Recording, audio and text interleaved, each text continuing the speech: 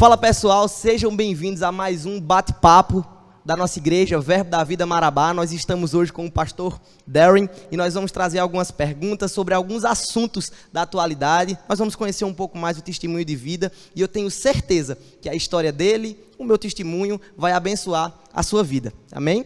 Então, pastor Darren, nós sabemos que o senhor hoje é um jovem, né, que serve na igreja, mas também tem um ministério que é influência para muitas pessoas. O senhor é uma influência para a minha vida, já quero deixar isso claro. E nós sabemos que a vida do senhor, ela começou em outro país e ela hoje continua no Brasil, né, com um ministério de apóstolo, de abençoar muitas vidas. E como foi essa transição? Explica para o pessoal como foi o senhor sair de um país e ir para outro, e teve uma questão de aprender um novo idioma, alguma coisa assim. Como foi essa experiência? Se o senhor quiser dar as boas-vindas também, fique livre. Então, quero dar uma boa noite, né, para todos que estão aqui participando desse podcast. Quero também te agradecer pela honra de estar aqui. Como você comentou em outro momento, a última vez que a gente esteve junto, você era bem pequenininho. Não mudou muita coisa. Não, muito. Você está 4 vezes o tamanho, está com bíceps agora me envergonhando, mas naquela época eu botei uma chave em você de braço, né? Quase que eu desmaiava. Mas é uma alegria estar aqui. E com relação à minha trajetória, né, eu comecei de fato bem cedo.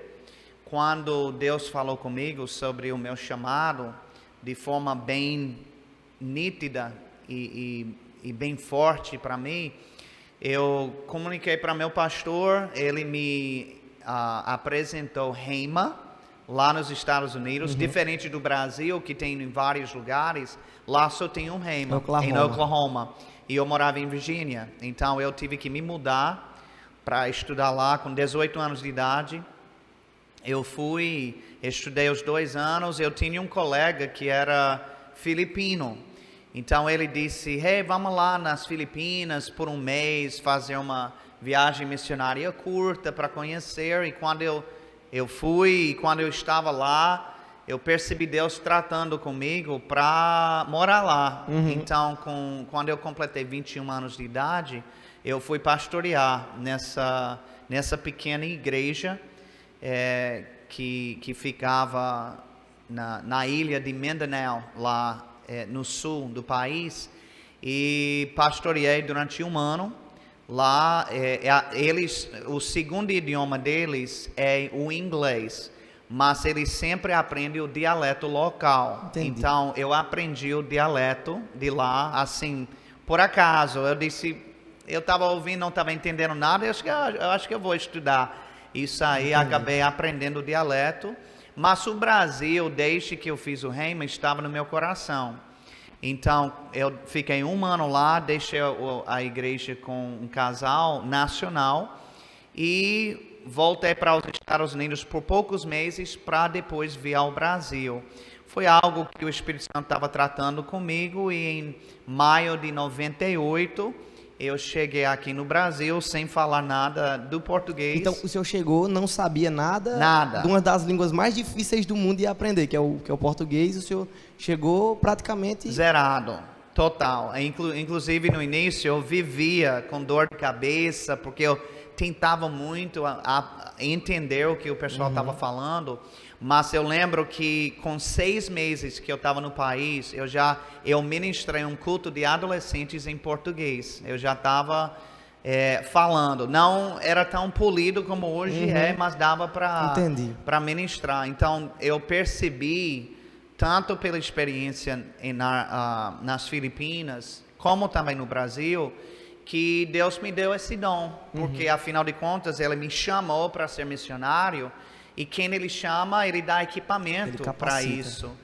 Tanto é que a gente tem trabalhos na Argentina e eu também aprendi espanhol. Então, idiomas eu vi que... E é incrível, né? Quem está escutando, talvez estranhe, mas quando eu estava no high school, lá nos Estados Unidos, eu estudei 3 anos de francês. Só que era estudando, assim, só para pegar nota, sabe? Entendi. Eu detestava. A gente na escola. Pronto. Eu detestava. E hoje, se você me perguntar algo sobre francês, 3 anos, viu? Eu sei pouquíssima coisa, não gravei. Agora, nos lugares onde Deus me chamou para fazer sua obra, eu aprendi os idiomas. Então quer dizer que Deus deu uma graça e Ele deu ao Senhor a capacidade de aprender uma coisa que muitas pessoas faturam milhões, né, vendendo métodos e formas e cursos de aprender, e Deus, por meio da graça, da capacidade, nos deu. E isso a gente pode aplicar em todos os âmbitos. E então quer dizer que nós temos um poliglota na mesa, né? Chamam de trilingüe, quando você chega no quarto idioma. Agora, se você considerar falar em línguas, né? Então você é um poliglota, você é um poliglota, fechado, fechado. Mas assim, é importante ressaltar, porque já tive pessoas que pediram para eu impor as mãos para eles falarem em inglês, porque queriam falar em inglês. Se der certo... É justamente isso, não dá certo, tá? Tem que estudar também. Então, eu vejo uma combinação de 3 coisas. Tem a questão da idade da pessoa, quanto mais nova a pessoa, mais acelerado o processo. Fácil, né? Tanto é que eu criei meus filhos bilíngue, né? Eles desde pequenininho eles são fluentes nos 2 idiomas, inglês e português. Então tem a questão da idade. Segundo é o estudo, né? Embora que eu tenha aprendido, eu ralei, eu estudava todos os dias. Eu tinha professora 1 hora por dia de segunda a sexta, e depois eu treinava. Toda palavra que eu aprendi, eu já ia para alguém para inventar uma história para poder usar aquela palavra. E por final, o dom e a graça de Deus. Então, é um conjunto. Entendi. E essa história do Senhor, ela me motiva, não sei se ela motiva vocês que estão assistindo online. E para quem está assistindo online, esse podcast, existe um público ouvindo aqui. Será que a gente pode ouvir esse público que está ouvindo essa mensagem? Eles são bem animados. Você está ouvindo aí só uma pequena porcentagem, porque eles são muito animados na vida real. E esse bate-papo vai ser bem descontraído. Nós teremos algumas perguntas para falar. E a primeira pergunta, quando eu pensei nisso aí, e as pessoas, os jovens de hoje em dia, parece que eles só têm um único problema. Eles esqueceram que existe boleto. Eles esqueceram que você tem que aprender outro idioma. Eles esqueceram que existe um preço a ser pago para obedecer a Deus. Eles esqueceram de vários fatores que fazem parte da nossa vida, do estudo, do preparo, de conhecer outros assuntos. Parece que a cabeça do jovem, quando ele chega na adolescência, ele trava e ele começa a pensar em uma única coisa, que é a vida amorosa e a vida sentimental. Eu posso estar... Esses jovens aqui de Marabá não são assim, é só os da internet que são... Isso. Só em outros lugares. Só em outros lugares, mas essa área sentimental, ela traz muitas dúvidas. Existem várias pessoas que comentam, várias opiniões, várias formas, mas hoje nós estamos falando sobre o crivo bíblico. Como deve ser o namoro, como deve ser o noivado e como deve ser o casamento de um cristão e de uma pessoa que deseja buscar a Deus. Se a experiência do Senhor sobre isso, eu queria saber, porque eu ainda não tenho namorada, eu ainda não... estou noivo e ainda não estou casado, e o Senhor se encontra nessas 3 posições, até de ter filhos, que eu quero ter um time de futebol com reservas. Então, o Senhor tem propriedade para falar. Então, o número de candidatas acabou de diminuir agora, viu? Qualificou as minhas Correto. Então, cara, a minha história amorosa, eu acredito que não tem tempo nesse podcast de contar tudo, porque foi muito sobrenatural. Já a minha, se eu for contar, é em 1 segundo. Pronto. Então, se quiser contar a história toda... Contei. Pronto, resumiu. Então, Contei. Agora vamos para a minha, né? Então, assim, o que acontece? Eu aprendi com Deus, na palavra de Deus, que namorar é para casar. Fechado, toca aqui. Quem também aqui é assim?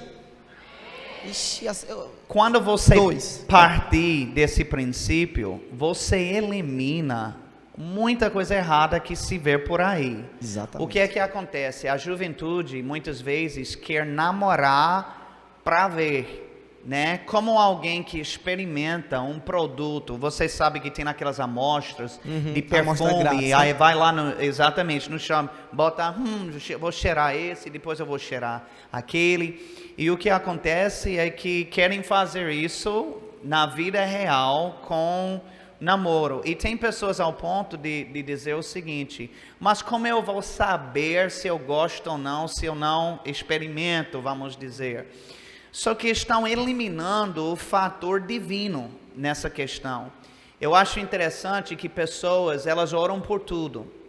E elas creem que o Espírito Santo guia para todos os aspectos da vida. Mas quando entra em um dos assuntos mais importantes da vida do ser humano, é como se colocasse: não, Espírito Santo, vamos fazer o seguinte, deixe esse comigo, que eu resolvo, eu sei o que eu gosto, eu sei o que eu quero.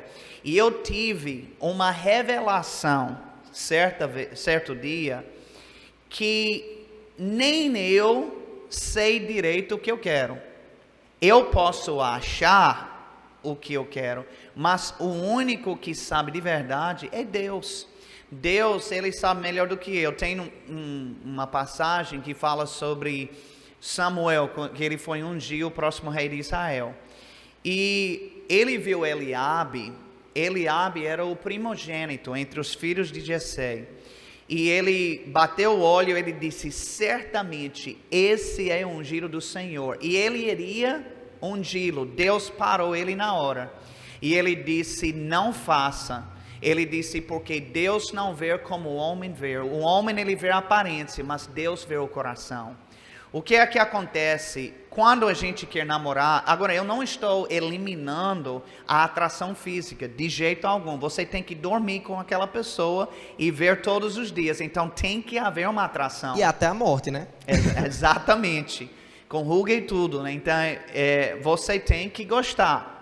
Então, não estou dizendo para casar com uma pessoa feia, que você olha e diz: vixe, mas que negócio é esse? Não é assim. Vai ter uma atração. Claro que beleza é relativa, né? Então, o que é bonito para mim, talvez não seja para você, claro, e vice-versa. Só minha mãe me acha bonito. Né? Eu tenho uma história sobre isso. Vou contar essa história rapidinho, que eu lutava lá nos Estados Unidos e a gente tirou uma foto do time. Aí eu fui entregar a foto para minha mãe, ela olhou, ela disse: Darren, meu Deus, você tá lindo. Ela disse: meu filho, essa é a foto mais bonita que eu já vi sua. Ela fez tanta oba-oba que disse: mãe, gente, deixa eu ver aqui. Eu disse: você tá olhando para quem? Ela apontou para um cara. Não, era eu não, rapaz, era outra pessoa. A minha autoestima foi lá embaixo, não, né? Sobre isso foi muito engraçado, porque eu terminei a escola recentemente. E na escola chegou um cara, eu acho que ele é o dono do empreendedorismo, porque olha a ideia dele. Ele chama todos os alunos, não sei se funciona em Aracaju assim, aqui em Marabá, pelo que eu aprendi na marra foi assim. Ele chama todos os alunos, convida para tirar uma foto e depois ele pega o número da mãe. E ele liga para a mãe dizendo assim: ó, seu filho tirou uma foto, ele amou aqui na escola e o valor é só de R$250, eu vou levar na sua casa agora. A senhora está disponível? Mamãe, Isaac tirou uma foto, está se formando, foi ele que queria uma foto, vou dar uma foto a ele. Quando eu chego em casa tem 3 fotos, eu com a cara de bicho. A coisa mais feia do mundo é tanto que só quem quis minha foto foi meu avô, mas ele tem dificuldade de visualização. Olha. Então, ela tirou essas fotos toda empolgada, mas não condiz com a realidade, né? Pois é, então passei por esse estreito também. E assim, a questão é do coração. É muito importante porque nós somos um ser trino, espírito, alma e corpo. Não podemos descartar o corpo tem seu lugar, tem sua importância. Você vai beijar esse corpo, você vai abraçar esse corpo, você vai conviver com esse corpo, tem que haver uma atração. Mas colocar isso como a única coisa que importa é descartar 2 outras áreas super importantes. E tudo na vida tem que começar no espírito. Né? Você vê que Deus é assim. O mundo começou no espírito. A criação, né? Então, tudo começa no espírito. E por que não, então, nosso relacionamento com a pessoa com quem a gente vai casar? Então, o que acontece? Deus, Ele conhece a pessoa que mais encaixa com o nosso chamado, com a nossa vida que Ele projetou para nós. Então, nós precisamos dele nessa decisão. E a boa notícia é que ele está disponível e desejoso de nos guiar em relação à pessoa com quem a gente vai casar. Até porque está diretamente relacionada à lei de procriação, né? Que Deus deseja que o mundo cresça, e só existe isso por meio do matrimônio, de acordo com os princípios bíblicos. E uma coisa que, se eu puder instruir, trazer um conselho a respeito até da minha própria experiência nesse assunto, a minha vivência, né? Porque eu ainda estou participando disso aí, é que a primeira coisa que precisa ficar clara é nós guardarmos o nosso coração e entendermos que Eclesiastes 3 fala que tem tempo para tudo. Existe um tempo estipulado para você ficar solteiro. Paulo fala a respeito da importância da solteirice em você servir a Deus. Paulo fala a importância da solteirice para você desenvolver várias tarefas que em um compromisso de relacionamento poderia não acontecer da mesma forma, porque você vai estar dividido naquele momento. E não é que essa divisão seja pecado ou seja errado, até porque faz parte da nossa vida, uma vida de relacionamento. Mas esperar o tempo certo e esperar a pessoa certa é primordial, porque as pessoas hoje, a sociedade, o mundo, a mídia, as pessoas que são influentes, eles trazem a consciência de que tudo é fluido demais, de que não necessita desse compromisso. Vamos testando, e depois você está tão testado que está igual um iPhone de mostruário que ninguém quer, porque você já está mais usado do que um celular normal. Então, a consciência de que nós não somos objetos, nem a outra pessoa é objeto, precisa ficar claro no nosso coração. As músicas são mundanizadas, a mídia, todo canto que nós olhamos tem apelo sexual, tudo que nós vemos. Então o nosso coração precisa estar guardado para nós não olharmos somente a aparência, e para também nós esperarmos o tempo certo e a pessoa certa, porque senão acaba atrapalhando esse cálculo, né? Sim, e o apóstolo Paulo, ele não somente falou sobre as vantagens da solteirice, mas ele foi solteiro, né? Ele viveu solteiro. E ele deixa claro... Eu não sou claro, Paulo não, Senhor. Bem, nem todo mundo tem esse dom. A maioria não tem. Quem aqui tem o dom de ser eunuco? Ninguém levantou a mão. 10 pessoas levantaram. Então, o que acontece? Esse é o grande lance. É que... foi criado um pensamento equivocado na cabeça de muita gente, que para ser feliz na plenitude você tem que estar casado, e não é assim na vida real. Projetado por Deus é que Ele te dá uma plenitude de alegria em cada estágio e cada etapa da sua vida. Nós nunca, se eu estou aguardando o meu futuro casamento para começar a ser pleno, então eu estou colocando a minha dependência de coisas, na verdade, que só podem vir de Deus em uma pessoa. E você está se preparando para uma grande decepção, porque aquela pessoa é falha, e ela não vai poder lhe proporcionar essa plenitude que você quer. Não, o que acontece é o seguinte: quando a gente entrar e o dia chegar para estar casando com alguém, então eu tenho que estar não somente visando o que essa pessoa vai me dar, eu tenho que estar visando o que eu vou dar para essa pessoa. Eu não vou depender dela para minha alegria. Eu vou chegar cheio de alegria e passar a transbordar nela. Minha esposa, ela cansa de dizer para as pessoas, às vezes choca. Ela disse, mas se eu não tivesse Darren, ela disse, a minha vida eu ia tocar normalmente. Por quê? Porque a minha vida está pautada em Deus. Eu amo meu marido, ele é muito importante para mim, mas você já ouviu pessoas falando coisas românticas, você é tudo para mim, mas não é verdade. Se aquela pessoa é tudo para você, então suas prioridades estão fora de ordem. O que é tudo para mim é Deus. Sem Deus, sim, eu não consigo viver, não consigo tocar para frente. Agora, com Deus, sim. Então, amo minha esposa, creio que a gente vai junto no arrebatamento, mas a minha vida não depende dela, minha alegria não depende dela, depende de Deus. É por isso que o nosso relacionamento com Deus tem que estar firme e fundamentado antes de se criar um relacionamento com outra pessoa. Não, e as pessoas, elas criam na cabeça a concepção e acabam achando e vendo que isso na prática não funciona. Por quê? As pessoas, elas criam um ideal de ficar procurando a pessoa certa. Existe muito essa pergunta, se nós perguntarmos a qualquer jovem, pode ser que essa pergunta seja levantada de, é porque eu não achei a pessoa certa. Mas para mim, o que tem funcionado é eu tentar ser a pessoa certa antes de buscar a pessoa certa. E uma vez no Instagram, uma pessoa chegou para mim e disse assim: Isaac, você não vai acreditar na situação que eu estou passando. Aí eu disse: qual situação você está passando? Ela disse: é o seguinte, eu fiz uma lista, e nessa lista eu coloquei tudo que eu queria. Eu coloquei que a pessoa era assim, que a pessoa era assado, que eu ia encontrar essas características físicas nela, falando coisas que atraem nela e por aí vai. Eu achei até interessante a proposta. Só que ela disse: só tem um problema, ele ainda não é crente. Aí eu digo: como é que você considera todas as partes importantes se a mais importante você desconsiderou? Como é que esse relacionamento vai para frente se o que você considera como importante é o que vai murchar? Como é que você considera esse relacionamento como é que ele vai ser duradouro se a única coisa que você coloca na sua mente é o que é passageiro? Então, o coração, o caráter, a nossa vida, os frutos que nós damos, eles falam quem nós somos.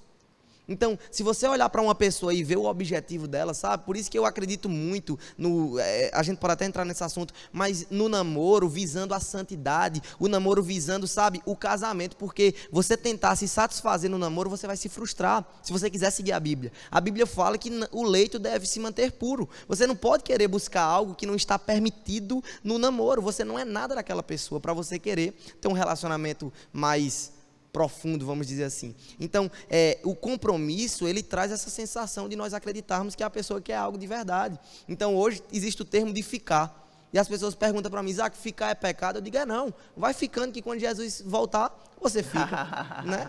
É verdade. Então, assim, você falou muita coisa agora, nesse tempo que a gente podia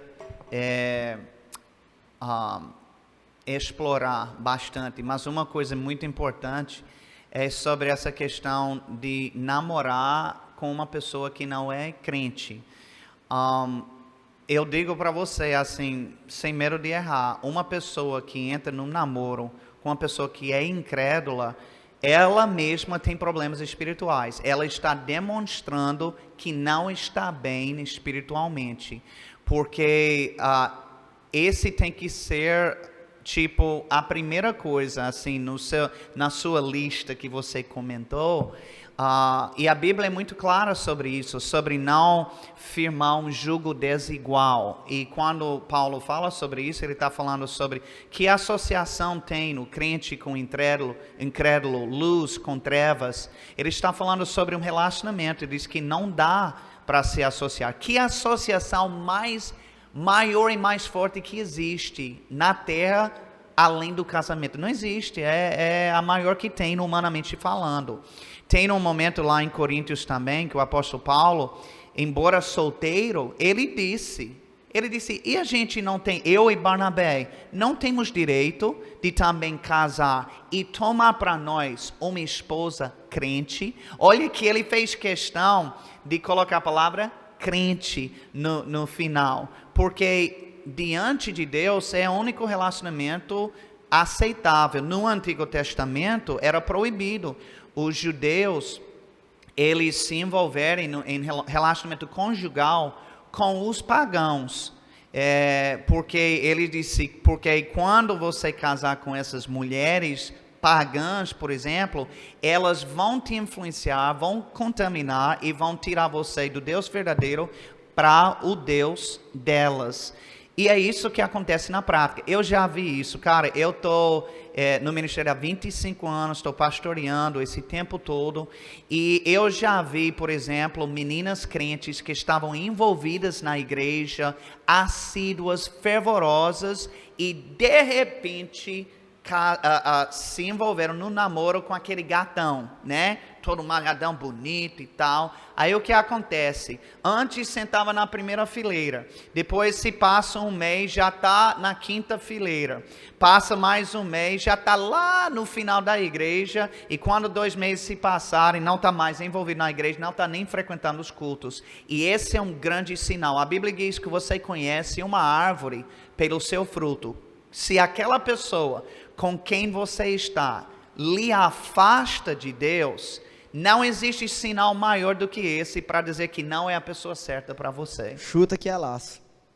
Então, uma coisa que a gente pode falar e está diretamente ligada a esse assunto é que a Bíblia fala, né, que as más conversações, elas corrompem os bons costumes. É muito engraçado nós vermos até no período de ensino médio, de faculdade, um índice altíssimo de pessoas que são cristãs e elas esquecem a fé nesse período. A taxa é a cada 4, 3 tomam essa decisão de se desviar. Então o mundo oferece muita coisa, os professores trazem ideias equivocadas, né, a respeito da Bíblia. Eu mesmo tive essa experiência no ensino médio e o que deve ficar claro é que quanto mais firmado nós estamos na palavra, mais resistente nós nos tornaremos aos desafios da vida, aos pecados, às necessidades. Então, assim, existem apenas duas posições que nós podemos estar nessa vida.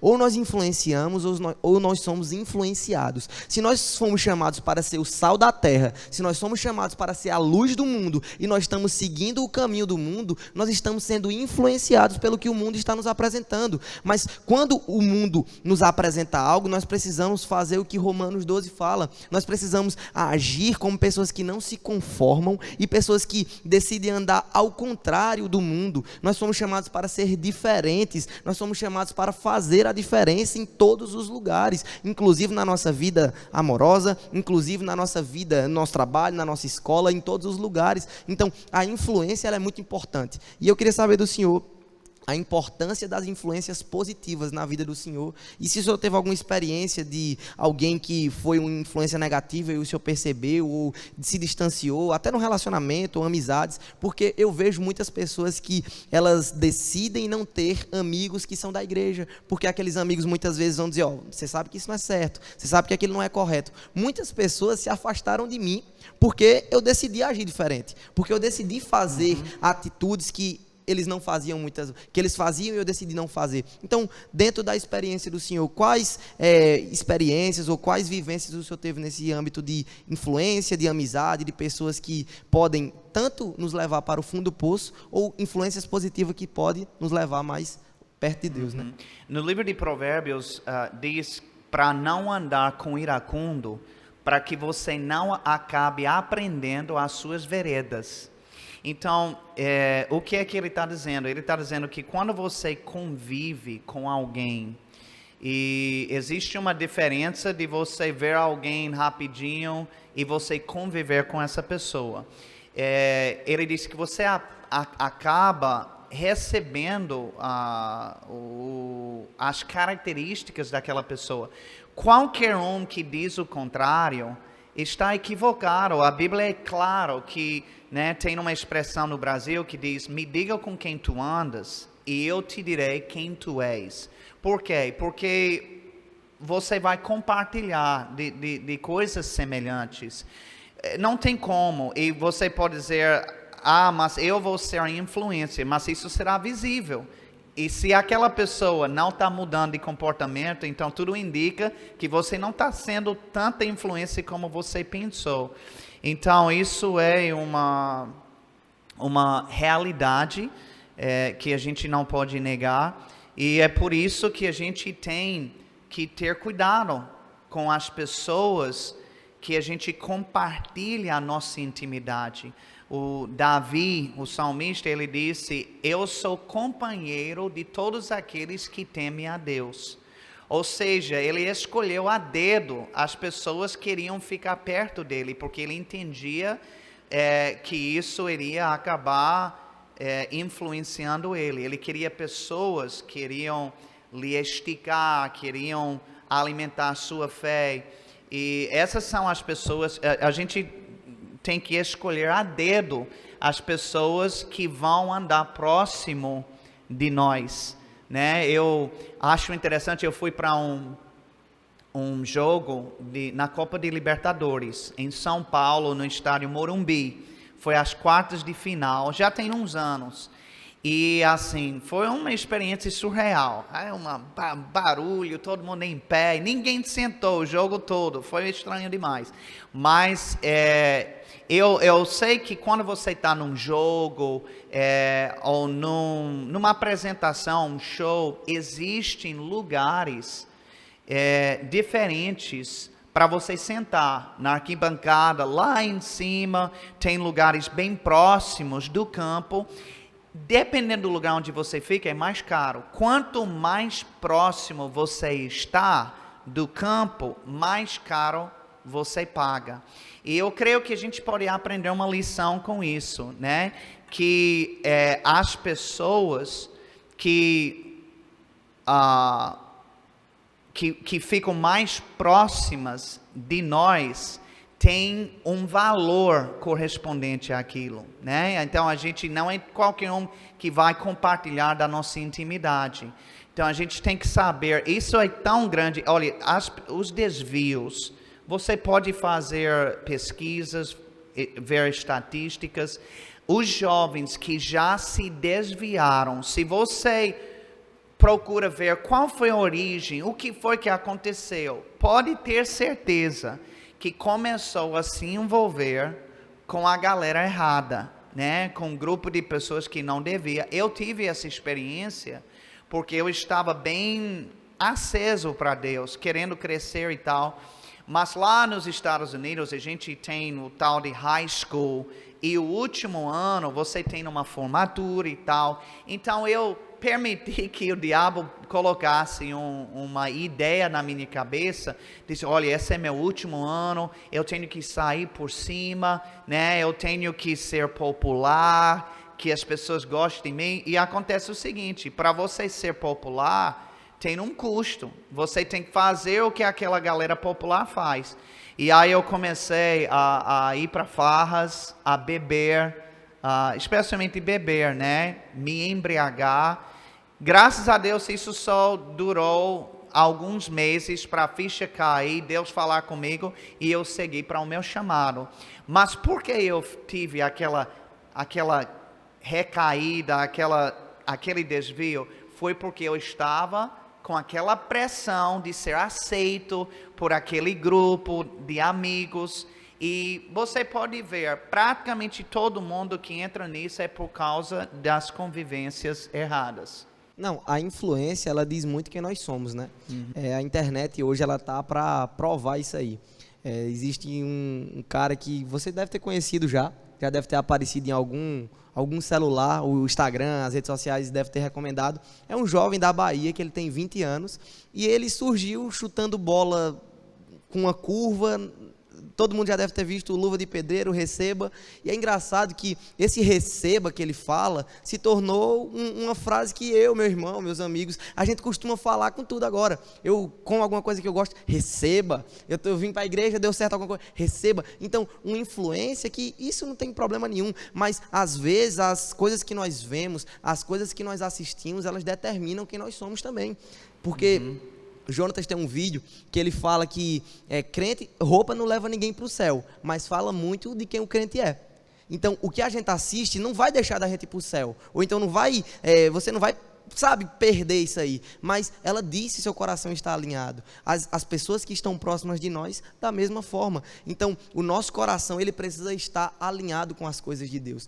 E na minha fase de adolescência, né? Hoje eu tenho 18 anos, e eu decidi tomar uma decisão para Deus. Eu estava lendo o livro Kryptonita, do autor John Bevere, tanto faz, e ele fala que ele fez uma oração para Deus, e essa oração foi de amar o que o Senhor ama e odiar o que o Senhor odeia. Então, esses dias eu estava mexendo nos meus livros, nos meus arquivos, e eu achei uma agenda.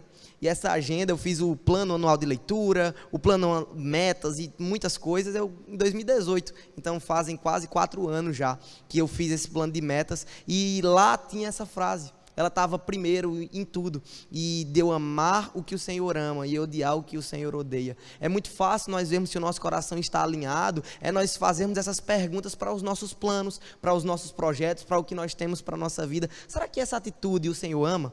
Será que essa pessoa que eu vou me relacionar, eu vou estar agradando a Deus ou eu vou estar desagradando a Ele? Então, existem várias dicas que nós podemos até dar, mas eu acho que esse assunto de relacionamento a gente pode passar. Se o senhor tem mais algum adendo sobre isso? Seria o podcast todo, né? Mas a gente pode passar para o... E eu já queria dizer para a Breno preparar o microfone aí, e vocês se preparem para as perguntas, que a gente vai abrir para 3 perguntas. Então se prepara, se você tem alguma pergunta para o pastor responder, porque eu mesmo não consigo. E as pessoas, eu falando, né, elas trouxeram para mim algumas mensagens e perguntas no privado. Uma dessas perguntas foi: como conciliarmos a nossa vida entre tempo de vida social, vida acadêmica e vida cristã? Eu acho que isso aí está ligado ao lifestyle, né? A forma que nós vivemos, as pessoas que nós nos associamos e por aí vai. O senhor teve que aprender outro idioma, então teve o estudo. O senhor teve que se dedicar à palavra, então tem essa parte também. O senhor teve que tomar várias atitudes. Então, qual é a dica do senhor a respeito disso? De conciliar todas essas coisas. Às vezes tem gente que faz faculdade, que trabalha, ainda serve na igreja. Então, como o senhor pode contribuir a respeito disso? A dica que eu daria é: seja realista. Um dos grandes erros que a gente faz é que a gente quer fazer além do que é possível. Acontece o seguinte: você tem suas tarefas, suas coisas, eu tenho as minhas, mas uma coisa que a gente compartilha igual: nós temos 24 horas por dia, todos os dias. Nada vai mudar isso. Enquanto a gente não chegar no céu, né, no novo milênio e tudo mais, a gente é controlado pelo tempo. Então, o que é que acontece? Eu lembro uma falha que eu cometi no ministério e me deixava muito estressado. Eu enchia minha agenda demais. Vamos supor, eu coloquei num dia 10 coisas, quando na verdade só dava 5. Não tem como, por mais que eu queira fazer os 10, o que acontecia me frustrava demais. Eu fazia mal feito, porque naquela correria para fazer tudo naquele dia. Então, aos poucos, eu tive que aprender, ao invés de jogar as 10 coisas em um dia, vamos colocar 5 coisas em 2, entendeu? Vai espalhando, ou seja, eu estou sendo realista. Outra coisa é quando a gente quer, de repente, devotar tempo demais para uma coisa só. Talvez eu não tenha aquele tempo todo. Então, ao invés de eu estudar 2 horas o espanhol, talvez eu tenha que ter um bloco de 20 minutos. 20 minutos eu tenho, mas agora eu vou ser fiel com aqueles 20 minutos. Mas é o que eu tenho para aquele momento, aquele dia. Então, eu acho, na minha experiência pessoal, é que eu tive que aprender isso, a espalhar as coisas, às vezes a diminuir o tempo dedicado para cada coisa. Ou seja, eu estou sendo consistente, mas dentro da realidade da minha vida. A gente precisa dormir bem também. De repente o cara bota tanta coisa que está dormindo 4 horas por noite só, e aí está prejudicando a sua saúde. Não então, rende, né? Exatamente. Então tem que ser realista com o tempo que tem. E eu aprendi, especialmente com o ministério, a usar a agenda. Tem gente que é espontâneo, aí vai fazendo o que vem na cabeça. Esquece. Não, você tem que ter planos e projetos. Esses planos e projetos são anuais, mensais, semanais e diários. Então você tem que quebrar isso tudo certinho para que você possa ter. O que você falou é fundamental. Metas. O apóstolo Paulo, ele disse que tinha alvos. Ele disse: eu vou atrás do alvo, né? E nós temos que ter alvos para a nossa vida. E esses alvos podem ser divididos, inclusive por dia.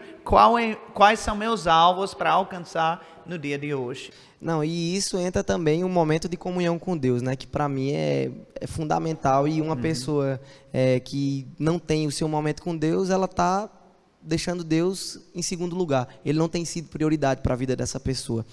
Só rapidinho, que eu acho super importante, a gente tem que colocar no papel quais são as prioridades da nossa vida. Todo mundo que faz, vai fazer bem bonitinho. Vai ser comunhão com Deus, vai ser... acordar às 5 horas da manhã, não tomar mais refrigerante, essas coisas. Pronto, tudo isso, assim, o que é prioridade para ela.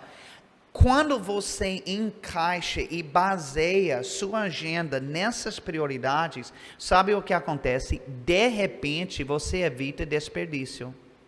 Porque antes, a pessoa ficava 2 horas no Instagram, no Facebook, mandando mensagem, porque ela não tinha esse projeto de vida, ela não tinha esse plano, esses propósitos. Mas quando você tem, você diz, cara, eu não tenho, eu vou ficar aí 5 minutos só e depois eu vou focar nisso aí. Então você evita desperdício de tempo por causa de metas bem elaboradas. E planejamento, né? Porque assim, é melhor você ter 15 minutos com Deus do que não ter nada. Exatamente. Ah, Isaac, eu trabalho, eu faço isso, eu faço aquilo. Sim, mas na hora do almoço não deu tempo? Será que será que se ficar menos no celular, será que se cortar um entretenimento ou alguma coisa? Então, é tornar Deus uma prioridade na nossa vida. É nós entendermos que se eu não buscar a Deus, tem uma frase muito interessante, se eu não me engano é de Lutero, ele fala que considera o dia perdido aquele que eu não meditei nas Escrituras. Então, o dia que eu não medito nas Escrituras, para mim é um dia perdido. O dia que eu não tiver um momento de comunhão com Deus, vai ser um dia perdido. E o devocional, ele surge hoje bem alto, né? As pessoas elas postam e é bem engraçado porque as pessoas elas fazem toda a pose, elas botam a Bíblia, botam os marcas-texto que elas nem usam, azul, amarelo, tal, bota tudo, posiciona, bota um copinho de água, tira a foto, aí vai tirar a foto, postou no Instagram, esqueceu do devocional, viu um Reels, vai ter entretenimento. Então, como o senhor faz devocional, ou como o senhor sugere, ou então qual é a sua experiência nesse âmbito de devocional? Como o senhor faz seu devocional? Então, assim, para cada pessoa, eu acho que não existe um formato perfeito. Eu acho que cada um tem no seu jeito. Eu vou dar um exemplo em outra área, depois eu volto para isso, mas eu lembro que eu sempre queria saber, quando eu estava iniciando o ministério, como era a maneira certa de se preparar para pregar. E sai um ministro, maná de ministro do Reino dos Estados Unidos, e eu fiquei tão feliz. Eu peguei, era fita cassete naquela época, eu disse, graças a Deus, finalmente Deus está me dando como resposta. Eu sempre queria saber a forma correta para se preparar para uma mensagem. Cara, tinha 3 ministros já com bagagem que falaram. Cada um falou algo diferente.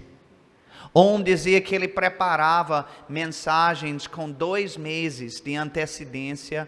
Outro disse que era tudo por inspiração, que chegava. Outro dizia outra coisa. Aí eu disse, gente, eu não recebi a resposta que eu queria. Mas na verdade a resposta veio. A resposta é que cada um tem seu próprio jeito de fazer, e nem num jeito é certo, nem num jeito é errado, depende do que dá certo para você. Então, dentro desse contexto, para mim, eu gosto de fazer meu devocional pela manhã. Eu gosto que seja a primeira coisa que eu faço no dia, tá? Tem gente que é como coruja, né? Que vira à noite e o seu tempo precioso com Deus é de madrugada, é bem tarde da noite. Tá tudo bem. Você tem que encontrar o momento que você consegue dar a sua atenção total para Deus sem distração, né? Porque quando vamos supor, se 10 horas da manhã, tem gente ligando para você, mandando mensagem e tal, e você está querendo, não, Deus, espera aí rapidinho, aí não é um bom momento para você. Então, o momento que dá para você realmente não ter distração e poder se entregar de verdade, de coração, de alma para o Senhor, né? Então, no meu caso, como o meu dia, quando iniciar, é muito ativo, até a noite mesmo, então eu prefiro começar o meu dia cedo com a palavra de Deus, lendo a palavra de Deus e tendo tempo de oração. Entendi. Não, esse princípio, existem vários versos, né, que fala que de manhã te busquei, e esse princípio de buscar pela manhã, eu acredito que tem até um princípio bíblico, né, não é regra, mas é um princípio bíblico você buscar a Deus pelas manhãs, é um gesto de você entender que Ele é uma prioridade para você. Antes de você fazer qualquer coisa, você está colocando Deus como uma prioridade para você. E é importante lembrar também que o devocional é porque é o seguinte, a oração, hoje nós somos a casa de oração, então significa o quê? Eu posso orar em qualquer lugar, em qualquer momento, porque onde eu estiver, a casa de oração está aí. Agora, nós precisamos ter aquele tempo devocional, um tempo consagrado, separado de tudo e de todos. Isso é importante. Mateus capítulo 6 fala sobre entra no seu quarto, feche a porta e fala com Deus. Então, aquele momento separado é muito importante, até porque a gente consegue ficar mais à vontade quando a gente bloqueia tudo e todos, né? As distrações. Mas, ao mesmo tempo, a gente também não sai daquele momento devocional e depois não fala mais com Deus o resto do dia, né? Aquele momento aí é aquele momento com Deus. Não, quando a gente está na rua, quando a gente está trabalhando, quando está na escola, a gente pode estar e deve estar dialogando com Deus. Então, você pode encontrar nos Salmos, por exemplo, ele dizendo, pela manhã cedo eu te busco, quando eu me deito, eu medito nos seus... Ou seja, o dia inteiro, né? Tem um verso que fala que... tem até uma música que fala que eu não darei descanso aos meus olhos até eu te buscar de verdade, até que eu encontre o lugar. Então, o princípio é esse, não existe regra para você fazer, mas o importante é fazer o devocional, e é importante você dividir, você ter metas dentro do devocional, de dividir o momento de leitura, dividir o momento de louvar a Deus, o momento de oração, e esse princípio é muito bom. Quero saber de quem está ouvindo esse podcast, se tá bom esse podcast, tá bom? Sim, mais ou menos, não foi? Foi mais ou menos. Foi mais ou menos. Eu vou pedir para Breno cortar e vou fazer de novo. Quero saber quem está assistindo esse podcast. Como é que está esse podcast? Vocês têm que dizer sim, gente, para ficar uma voz uníssona. Bora lá de novo. Tem que perguntar. Eu vou perguntar se tá bom. Aí vocês. E aí, pessoal, como é que está esse podcast? Sim. Deixa. Breno, tu faz assim, tu não corta nada, tu deixa desse jeito que tá. E eu quero saber onde é que tá o microfone, se tá disponível pra gente... Tá com o Iago. Quem tem a primeira pergunta, levanta a mão. Enzo. Bora lá, Enzo. Oi? Eu tenho uma pergunta. Eu queria saber se... Por exemplo, eu assisto, se eu assistir uma série que todo mundo assiste e é bem popular... e eu continuar seguindo a igreja, eu vou estar pecando? Eu não entendi. Você entendeu? Também não. Graças a Deus que você não entendeu, porque eu pensei que era só eu. Pode repetir? Com calma, bem devagarzinho. Eu queria saber se eu assisto uma coisa que todo mundo assiste, uma série bem famosa, e as pessoas que geralmente assistem ela não vai pra igreja, e eu assisti pra igreja, eu vou estar errado? Ah, entendi. Você entendeu? Não, interpretando aí pra mim. Eu entendi assistir uma série, se tá... Ele disse assim, se eu assistir uma série que todo mundo assiste e essas pessoas são do mundo, é pecado? É fácil. Tá vendo esses telões da igreja aqui? Quem não tá no podcast não tá tendo essa oportunidade. Você pega essa série e você manda o link pra mim, e aqui essas 80 pessoas que tem aqui nessa noite, será que a gente poderia assistir essa série juntos? Será que essa série poderia ser vista num ambiente onde você não está só? Se puder, acho que não tem nenhum problema. Agora, se ela tiver algum problema relacionado a isso, você entendeu a pergunta? Entendi, né? É uma série que pessoas incrédulas assistem e curtem, se é pecado assistir a mesma coisa. Então, assim, o filtro para a gente é a palavra de Deus e o Espírito Santo dentro de nós. Então, independente de ser seriado, de ser filme, de ser música, tudo isso a gente tem que filtrar pela palavra de Deus e pelo Espírito Santo dentro de nós. Então, tem coisa que está claramente contra a palavra, né? Então, já resolve. Tem outras coisas que talvez a palavra não fala explicitamente sobre aquilo, mas você fica constrangido, arranhado por dentro, o Espírito Santo lhe incomodando para não assistir, para não escutar aquela música. Então a gente deve ter esse filtro, atentar, né? A Bíblia fala que os olhos é a candeia do corpo, né? Então, se o que nós vemos, aquilo ali, ele vai determinar muita coisa. Então, eu acho que o que você assiste determina muito de quem você é. Tem mais alguma pergunta? Qual é a próxima pessoa? Tem um rapazinho aqui na frente. Corre água, bora, pique de jogador.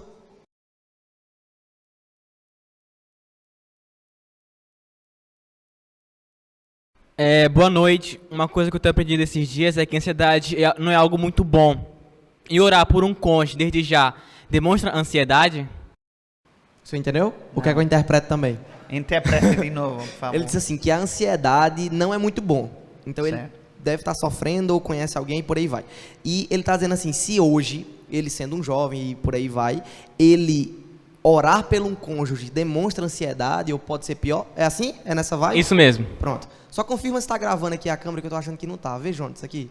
Se orar por um cônjuge Tipo assim, hoje... de forma ansiosa, Não, ele é jovem e ele está orando sendo jovem. É isso? Orar por um cônjuge demonstra ansiedade? Rapaz, eu acho que demonstra desejo de casar, né? Que é uma bênção, glória a Deus. olha, eu acho que depende, porque você pode orar com fé e você pode orar com ansiedade. Então, é relativo, depende da pessoa. Eu já vi pessoas, eu lembro essa menina, ela chegou para mim e ela estava chorando. E ela disse, pastor, eu queria pedir oração. Eu fiquei, assim, com muito cuidado por ela. Eu disse, o que foi, minha filha? Ela disse, é porque é muito difícil. Eu disse, o que é que está difícil? Não, é porque eu quero casar.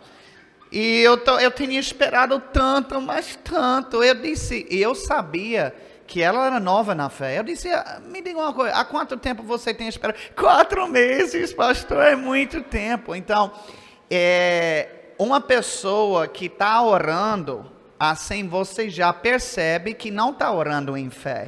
Está desesperada, né? Então, existem formas e formas para orar. Então, se você está orando, buscando a Deus e há paz e tranquilidade no seu coração que Deus está ouvindo e que Deus está orquestrando as coisas nos bastidores, então você está certo, né?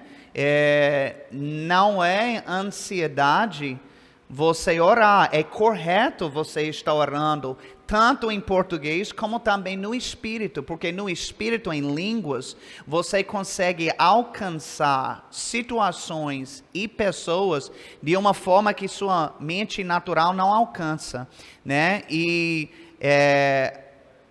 agora, pessoas que estão, tipo, perdendo a sua alegria, não tem paz, porque sempre está pensando sobre, poxa, será que vai dar certo? Você vê dúvida em ansiedade é falta de fé, e isso pode ser aplicado em qualquer área da vida, e consequentemente essa. Filipenses capítulo 4, versículo 6, o apóstolo Paulo disse, não seja ansioso por coisa alguma. Quando ele disse por coisa alguma, ele incluiu tudo e excluiu nada. Então, em toda a área da nossa... Isso foi libertador para mim. Quando eu aprendi que é possível, literalmente, viver a minha vida sem preocupação, eu fiquei alegre. E até hoje, eu estou alegre por isso. Por quê? E como é que isso é possível? Fé. Quem está crendo na verdade em Deus, na sua palavra, não vai estar ansioso. E é engraçado, né, pastor? Porque nós somos a geração mais ansiosa que já existiu. Nas gerações passadas existia depressão, existia ansiedade, mas não como é hoje. Sim. Hoje, se você perguntar à juventude quem tem depressão, é melhor você perguntar quem não tem, porque a maioria sofre com esses males, né? E a gente não está aqui para dizer que isso não é doença, porque sim, precisa de tratamento médico e por aí vai. Mas eu acredito sim que a palavra pode transformar e que Jesus, em Mateus 28, ele traz um spoiler do que Paulo ia falar em Filipenses, né? Ele diz assim, não andeis ansiosos com o que comer e com o que beber, porque os passarinhos, os lírios do campo, eles não se preocupam, não semeiam nem colhem, mas Deus os provê, quanto mais vós. Então, Jesus, ele traz a ideia... A interpretação daquelas pessoas eram limitadas naquela época. Eles estavam preocupados apenas com comida e com bebida. Já o apóstolo Paulo, quando ele vem em Filipenses, ele traz a ideia de qualquer coisa. Não andeis ansiosos por coisa alguma. Já em 1 Pedro, a palavra fala para nós lançarmos sobre ele a nossa ansiedade, porque ele tem cuidado de nós.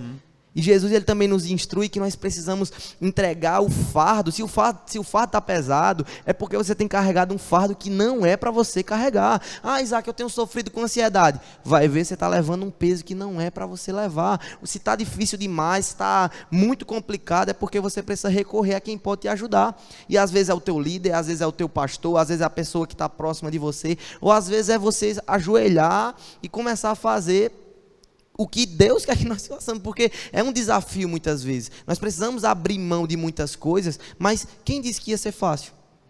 No mundo nós temos aflições, mas tende bom ânimo, eu venci o mundo. Exatamente, e essa questão de ansiedade é real, né? Nos adolescentes, nos jovens. Por quê? Porque tem muitas decisões para tomar, né? Que, por exemplo, eu vou estudar o quê na faculdade? Eu quero ser o quê na vida? Eu vou casar com quem, né? Todas essas dúvidas surgem e a pessoa começa a amontoar pressão sobre ela. Meu Deus, eu não sei o que fazer. Eu procuro sempre tranquilizar os adolescentes e jovens, dizer o seguinte: não ter as respostas todas não é errado, não é problema, não é pecado. Certa vez o apóstolo Paulo disse: nós somos perplexos, mas não tipo abandonados, né? Então ele admitiu que ele mesmo tinha confusão. Às vezes ele não tinha todas as respostas. Mas o lance é o seguinte: o que você falou, lançai sobre ele os teus cuidados, porque ele tem cuidado de vós.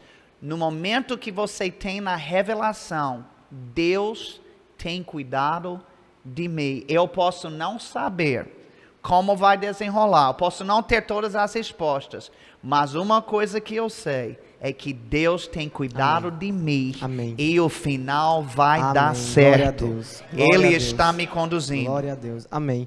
E sabe, eu acho que é bem importante a gente falar isso, porque como isso vai estar na internet, e as pessoas, elas infelizmente, elas se apropriam de um corte ou de algum pedaço e podem querer prejudicar a nossa mensagem de alguma forma, mas nós não somos contra o auxílio da medicina, até porque Deus instruiu o ser humano para isso. Mas sabe, os remédios para as doenças psicossomáticas, né, que são nomeadas dessa forma, essas doenças, eles existem antidepressivos, existem ansiolíticos, mas o único problema deles é que eles resolvem parcialmente essa deficiência e esse mal.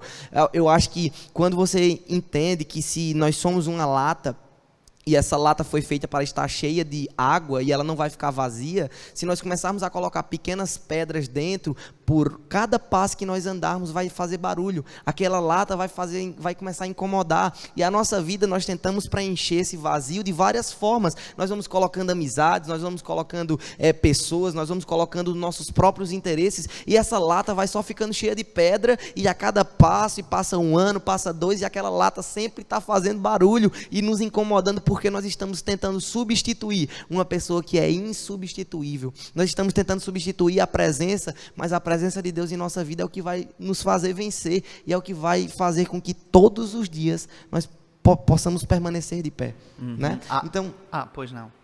Não, a minha mãe, ela sofreu com depressão. Ela tomava tarja preta. Ela ficou viciada nisso por causa dessa situação da depressão. Então eu pude acompanhar de perto os efeitos desse problema, dessa doença. E algumas pessoas dizem: olha, a depressão vem de um desequilíbrio químico do cérebro. Mas a gente tem que se perguntar também: e de onde veio esse desequilíbrio químico no cérebro? Acontece o seguinte: concordo também com você, e não somente para depressão, mas outras necessidades físicas e mentais. Às vezes o remédio, olha, se não fosse por médicos e remédios, muitos crentes já teriam morrido, né? Então tem sustentado eles em vida até que eles possam crescer em Deus, desenvolver sua fé e prosseguir para coisas ainda maiores. Eu já tomei remédio, acredito que você já tenha tomado em algum momento da sua vida. A questão é o seguinte: você não pode resolver um problema espiritual de forma natural. E esse é o lance, né? Então, o que acontece é o seguinte: quando certa vez Jesus estava falando sobre expulsar um demônio, né? Ele disse que quando o demônio é expulso, ele vai para lugares secos, mas se ele encontra a casa varrida, né, vazia, e o que é que ele faz? Ele volta para aquele lugar e ele traz mais 7 demônios piores do que ele. A questão é o seguinte: você tira o demônio e você não substitui, você não enche aquela casa e ele encontra vazia, ele volta. Então, a questão da depressão, por exemplo, você está tomando remédios, se a única coisa que você faz é tomar remédio, então você está tratando de um problema, vamos dizer, maior, de uma forma inferior. Você Faz pode parte até do processo, o remédio, Exato. mas pode ser que seja necessário outras Porque, por formas. exemplo, Provérbios capítulo 4 diz que a palavra de Deus é um bom remédio. Aham. Então, se vai tomar um remédio natural, por que não toma um remédio espiritual também? Não é que você não consiga ou não possa tomar remédio, mas tomar o remédio sem tomar esse remédio, o remédio espiritual, você está fazendo uma injustiça consigo mesmo, né? Então, é muito importante esse equilíbrio, tratar problemas espirituais também de forma espiritual. Amém. Nós não fomos chamados para andar ansiosos. Tem mais alguma pergunta? Cadê o microfone?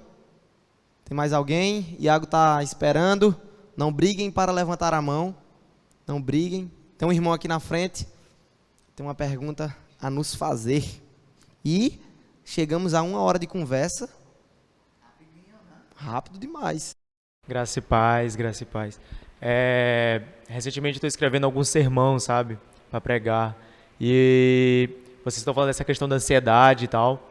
E como lidar com o anseio de pregar, sabe? Eu quero muito já começar, só que às vezes eu não tenho oportunidade ou local para falar. Como lidar com esse anseio de querer pregar? O senhor começa ou eu começo? Comece você. Sim? Pode ser. Como é seu nome? Euler. Eu sou filho de pastor. Eu nasci na igreja.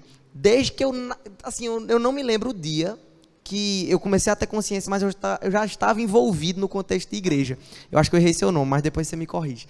E eu nasci inserido nesse contexto de igreja e por um período da minha vida eu não queria, foi logo quando a gente chegou aqui em Marabá, mas eu não queria mais igreja pelo que a gente passou e depois a gente pode até entrar nesse assunto, mas eu fiquei traumatizado com algumas coisas que aconteceram, dificuldades e por aí vai, mas que isso fez com que eu me aproximasse de Deus ao ponto de querer buscar Ele de forma, sabe, de todo o coração. Foi nessa época que eu comecei a ler, a me desenvolver no momento de adoração e oração e leitura e por aí vai, e eu transformei o meu anseio de pregar, que antes tinha se mortificado, porque desde pequenininho meu pai me levava para as igrejas, eu falava alguma coisa, ou ele pedia para mim orar, ou as pessoas diziam, esse menino sabe falar alguma coisa, ele tem um testemunho, ele tem não sei o quê, e eu sempre estava envolvido nesse contexto, mas por essa fase eu fiquei fugindo de sair, até as pessoas me convidavam para pregar, ficava meio sem jeito, às vezes eu até ia e tal, mas eu ficava nessa situação, e depois quando aconteceu esse despertar, de eu realmente me voltar para os caminhos do Senhor, não cheguei a me desviar, mas eu estava com uma frieza espiritual, podemos dizer assim, e nesse período que eu voltei, eu queria pregar toda hora, eu queria pregar em todo canto, eu mandava mensagem para as pessoas com a intenção delas me convidar novamente, porque eu tinha sido convidado e eu não queria pregar, agora eu estou querendo. Opa, irmão, como foi o culto de jovem lá que teve, não sei o quê. Então, aquele desejo surgiu e eu descobri uma coisa, uma frase de John Wesley que é muito interessante. Ele diz que eu transformo do mundo a minha igreja. No contexto dele, ele fala a minha paróquia, mas eu transformo do mundo a minha igreja. Então, eu fazia o ensino médio, eu estava no primeiro ano do ensino médio, e eu comecei a fazer cultos na escola. Eu comecei a falar com os diretores, com os professores, com as pessoas que faziam parte da coordenação, claro, para combinar, para não ir ir em desonra deles, e a gente combinou e a gente começou a aproveitar aulas vagas, a gente começou a aproveitar recreios, a gente começou a aproveitar momentos para nós, no ambiente de escola, nós pregarmos a palavra. Tem vídeos que circulam até hoje nas redes sociais, a gente pegando violão, a gente ia para a escola com violão, e tocava, e pregava. Eu começava a pregar no meu trabalho, na época eu trabalhava no cartório, e a gente fazia alguns serviços que às vezes variava quem você ficava. Então eu pregava a mesma mensagem para 5 funcionários diferentes. Então eu ia testando as mensagens com o povo, eu ia falando e tal, com o cliente e tal. Então eu fui desenvolvendo essa ideia de que eu não preciso de um púlpito nem de um microfone para pregar. E foi, se vocês não me conhecem, eu posto alguns vídeos nas redes sociais, e foi assim que eu comecei a pregar, foi assim que eu comecei a ministrar. Eu tinha uma mensagem, e é bem engraçado, porque eu disse: Jonatas, a gente vai para a igreja hoje. Ele disse: Isaac, tu quer fazer o que na igreja numa quarta-feira, Isaac? Eu disse: Jonatas, eu tenho 4 vídeos para gravar. Ele disse: 4? Tu nunca gravou nenhum. E é engraçado que eu gravei 4 vídeos. Um de 7 minutos e parará, um de 9, um de 10 e um de 11. Só foi aumentando. Só prestou o primeiro. O outro, o áudio zoou. O outro, a câmera caiu. Não foi, João? Na hora que a gente estava gravando, puf, caiu a câmera. E resumindo, esse vídeo é o meu primeiro vídeo que eu postei no YouTube, que se chama Focar na Recompensa. E eu tinha essa mensagem, ó. E não aparecia a oportunidade para pregar. Eu digo: eu vou aproveitar, vou pegar meu celular e vou pregar. Então, eu vi que era uma oportunidade. Então, meu amigo, você tem amigos suficientes, você tem pessoas próximas do seu lado, você tem as pessoas que você convive. Testa as mensagens com essa galera, que o anseio de pregar, e você vai começar a ver, ó, posso melhorar nisso, posso melhorar naquilo. Eita, esse exemplo não ficou tão bom. Eita, precisa de mais base bíblica, e por aí vai. Foi assim que comigo tem dado certo. Perfeito, muito boa resposta. Em primeiro lugar, eu diria o seguinte, que o desejo de pregar é uma coisa muito boa, certo? Você poderia desejar farra, você poderia desejar muitas meninas, mas desejar pregar já é um excelente ponto de partida. A gente só precisa entender também que existe um tempo para todas as coisas, né? Um preparo, né, que às vezes a gente precisa passar. O que Isaac falou, ele está certíssimo, né? Porque é o seguinte, quando a gente está no palco, quando eu estou há 25 anos no ministério, quando eu entro no palco, eu não me transformo em super-homem da fé, né? Numa nova pessoa. Agora eu vou colocar minha roupa de pregador, minha cara de pregador. Agora eu vou ser aquela pessoa como Clark Kent, que se transforma em Superman, né? Não acontece. A vida que eu tenho no púlpito e que eu falo no púlpito é a mesma vida que eu tenho, e é assim que deve ser, entendeu? Então, quando você aproveita das oportunidades, como ele está falando, no dia a dia, ministra para uma pessoa aqui, outra pessoa acolá, você tem a oportunidade de dar uma palavra nesse lugar e outro lugar, primeiro, isso é a obra de Deus. Segundo, está produzindo fruto. E terceiro, está te preparando para algo maior que Deus tem lá na frente. A gente precisa também sempre passar o filtro no nosso coração do porquê eu quero pregar, né, na frente de pessoas. Porque o nosso desejo pode ser correto, mas a nossa motivação pode estar errada. O apóstolo Paulo, ele falou, por exemplo, sobre pessoas que pregavam o evangelho com más intenções, alguns para ter algum proveito próprio. Ele disse: mas independente do motivo, graças a Deus que o evangelho está sendo pregado. Mas só vai ser benéfico para nós se a motivação por trás vai estar errada. O fato é, tem gente que prega e está lá com orgulho. Pessoas que estão pregando, querendo, ter mais seguidores. Tem pessoas que estão pensando na oferta, que talvez vai ganhar. Então, a gente tem que passar. E não é quem está começando, não. É quem também já tem uma estrada, sempre tem que passar o filtro das motivações do meu coração. Por que eu quero pregar? E as razões que a gente tem que estar pregando, primeiro, é porque a gente quer agradar a Deus, cumprir o chamado. Segundo, é porque a gente ama as pessoas e genuinamente quer vê-las melhor, né? Mais próximos de Deus. Então, essas são algumas coisas que eu diria sobre esse ponto. Muito bom. Tem mais alguma pergunta? Tem alguém que fale agora ou cale-se para sempre? Acho que a gente já vai entrar nos afinais. Tem uma pergunta ali.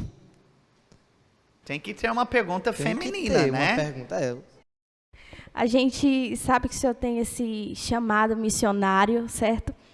E a minha pergunta é: qual conselho o senhor daria para um jovem que tem um coração, que tem a convicção de um chamado missionário, e como foi o seu tempo de preparação para isso? Pronto. Então, qual seria o meu conselho? Às vezes, o jovem pode perceber que tem esse chamado missionário, transcultural, seja lá o que for, e fica esperando para Deus fazer alguma coisa. E é óbvio que existe esse aspecto do chamado, não somente missionário, mas qualquer chamado. Existe o aspecto do esperar, porque tem coisas que só Deus pode fazer, só Ele pode promover, mas não significa que a gente não possa fazer nada, né? O esperar em Deus, algumas pessoas têm interpretado erradamente como sendo algo passivo, que a gente fica de braços cruzados, pois é Deus, eu estou esperando, cadê o Senhor? Mas não é, o esperar em Deus é ativo, né? É uma expectativa que está se movimentando numa direção. Então, talvez você não tenha, a pessoa, né? Não seja como eu, você não tem dinheiro, você não tem conexões, você não tem experiência. A única coisa que você tem é um desejo ardente para fazer obra missionária. Então, como é que você começa? Existem coisas que você pode fazer sem dinheiro. Por exemplo, orar, tá? Você pode e deve estar orando por aquele país, por aquele povo. Eu estou presumindo que você está falando sobre um outro país, né? Embora que eu entenda que pode se fazer missões dentro do seu próprio país de nascimento, mas seja lá qual for, você pode estar orando. O que é que acontece em oração? Quando você está orando, você está conectando seu coração cada vez mais com aquele povo, com aquela região. Outra coisa, você está abrindo o seu espírito para receber do Senhor direções, né, conhecimentos, revelações e direção, inclusive, para alguns próximos passos. Então, a oração é indispensável e não custa nada, tá? Outra coisa que você pode e deve fazer é se associar. Por exemplo, se for um outro país, será que tem alguém da mesma, vamos dizer, a palavra da fé que eu creio, da mesma doutrina, pessoas que estão fazendo uma obra? Por que eu não entro em contato com essa pessoa, começo a dialogar, faço perguntas, procuro saber mais sobre o país? Quando Deus tratou comigo sobre o Brasil, eu peguei um livro de turismo sobre o Brasil, falava sobre a comida, sobre o que o brasileiro gosta, sobre o idioma, a população dos lugares, e eu fui estudando, aprendendo mais. Outra coisa, quando é um outro país que fala outra língua, por que esperar como eu para chegar no país para começar a aprender o idioma? Se você já tem isso no coração, prepare-se agora, vai aprendendo o idioma. Aí, sabe o que acontece? Às vezes, as portas não se abriram ainda, porque alguns passos não foram tomados dentro das possibilidades que está no nosso alcance. Aí, de repente, quando você está com conhecimento da área, você já fez conexões com as pessoas, você já aprendeu o idioma, Aí Deus, se Ele pode começar a abrir algumas portas e de repente você entra de cara, entendeu? É claro que você não pode dar uma regra que para cada pessoa vai ser assim, assim, assado. Mas eu acho que o que está dentro do nosso alcance, e se a gente já tem essa convicção, a gente já deve se movimentar dentro dessas coisas. E só vamos ganhar com isso.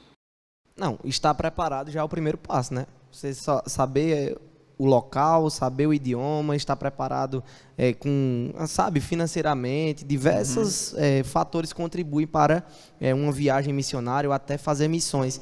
E outra coisa, rapidinho, eu recomendo que todo mundo faça uma viagem missionária.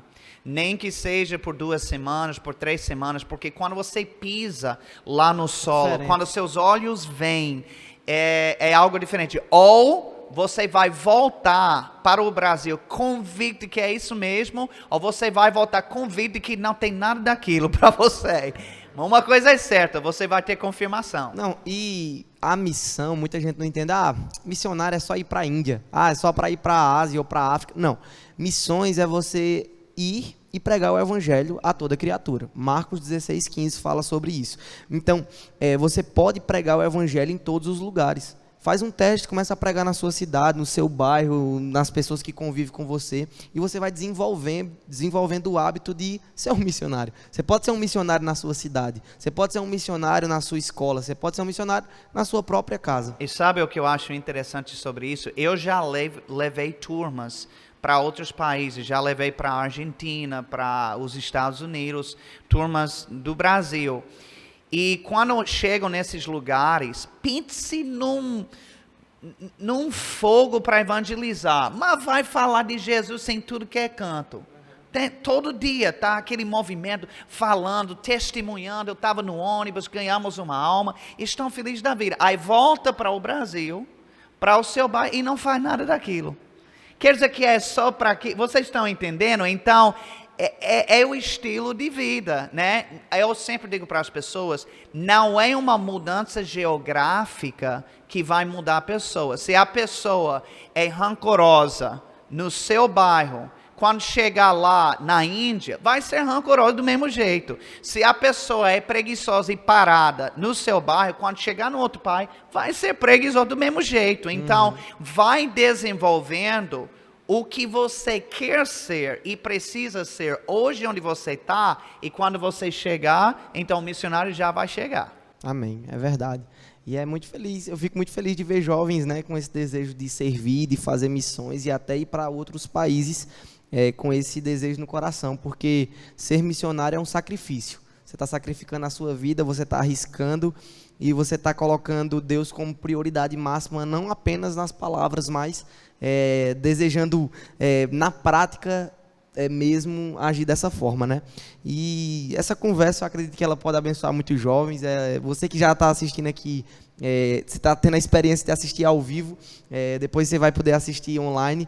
E para terminar, para as considerações finais, para a gente terminar isso. Quero só falar mais uma pergunta, Isaac. Temos o nosso irmão Prince para fazer mais uma pergunta. Pastor, eu queria saber assim, um pouco da sua experiência. O senhor falou, nós tivemos aula da escola de ministros, o senhor falou um pouco que o senhor teve lá no Rema, né, lá em Torso, e o senhor teve momentos que o senhor estava ali perto do irmão Reiga, teve um momento que...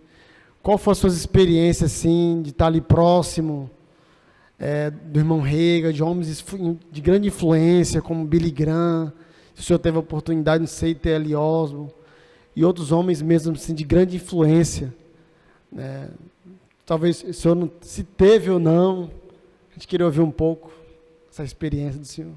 Pois não, então, só para esclarecer uma coisa, eu estive na escola quando Kenneth Hagin estava vivo, ele ensinou 4 matérias para mim, eu fui cinegrafista e eu filmei ele várias vezes ensinando, mas eu tive esse contato, esse acesso de estar muito próximo, de gente bater papo e tudo mais. O meu contato com ele era justamente mais sala de aula, evento, ouvindo ele pregar. Agora, foi um grande privilégio, o pai da fé de tanta gente mundialmente, e eu tive esse privilégio de poder sentar, não somente ouvindo as palavras dele, mas recebendo aquela influência, aquela unção que operava na vida dele. Então, para mim foi tremendo, né? É algo que eu guardo comigo. Quando eu fui ordenado por ele impôs as mãos. Eu creio que eu recebi uma transferência de graça, de unção dele na minha vida, e assim foi e é especial. Eu sei que tem milhares e milhares de pessoas que amariam ter esse contato, e eu tive essa oportunidade, embora não tão íntimo e pessoal, mas eu louvo a Deus por esse tempo. Amém, que bênção. As influências a gente já falou, né? Que as influências elas trazem um resultado para a nossa vida. Se forem influências boas, terão resultados positivos, e se forem influências ruins, acabarão nos levando para um lugar que não agrada a Deus. E para encerrar essa conversa, para encerrar o nosso bate-papo, eu queria saber as considerações finais do senhor, que o senhor instrui para o jovem, para a pessoa que está assistindo essa conversa. Qual conselho o senhor daria para essa juventude? Ou então, só deixa... Então, em primeiro lugar, quero agradecer, né? A participação foi muito bom, né? Esse podcast. Eu estou aprendendo a ser apresentador ainda. Não, você é fera já. Assim, se mais ninguém foi edificado, eu fui edificado. Eu também então, fui. Eu fui abençoado por estar aqui. E você que é jovem, o que é que eu posso dizer? Não se limite à sua idade e à sua falta de experiência. Deixa eu dizer uma coisa. Todo mundo, em algum momento da sua vida, é verde. Todo mundo tem que começar em algum lugar. O apóstolo Paulo disse para Timóteo: ninguém despreze a sua mocidade. Por que ele falou isso? Porque ele sabia que haveria pessoas que iriam tentar fazer isso e dizer: você é jovem demais, você é novo demais, você tem que comer muito feijão para chegar aqui ou acolá. Gente, Deus tem um plano sob medida para cada um de nós. O que você tem que fazer, não se compare tanto com outras pessoas. Cuidado com redes sociais.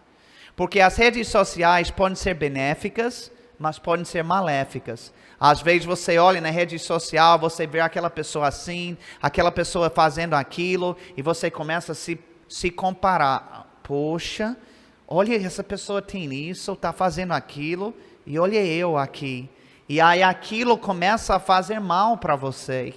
Quando você nem sabe que aquela, muitas vezes, é até montagem. A pessoa não é nem naquilo tudo, mas está transmitindo essa imagem. Não é à toa que Paulo disse: não é sábio se comparar com outras pessoas. Por quê?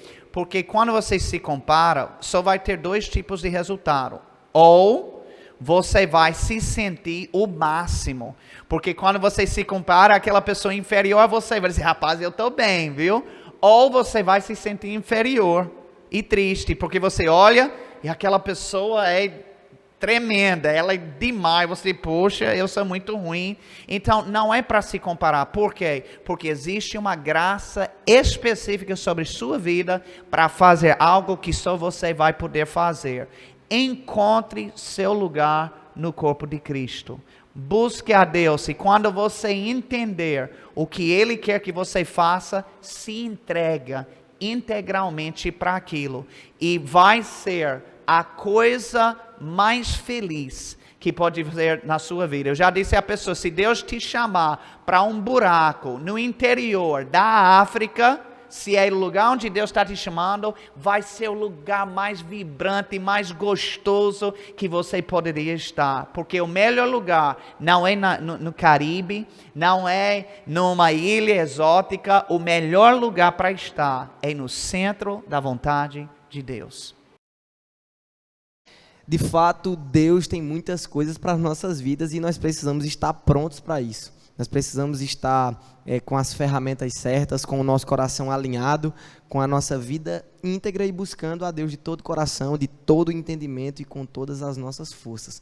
Então, para você que assistiu esse papo, eu espero que tenha abençoado a sua vida, eu espero que você tenha sido renovado. Perdoa os meus erros e pastor Darry foi uma bênção nessa noite. Até mais. Um abraço. Com salva de palmas.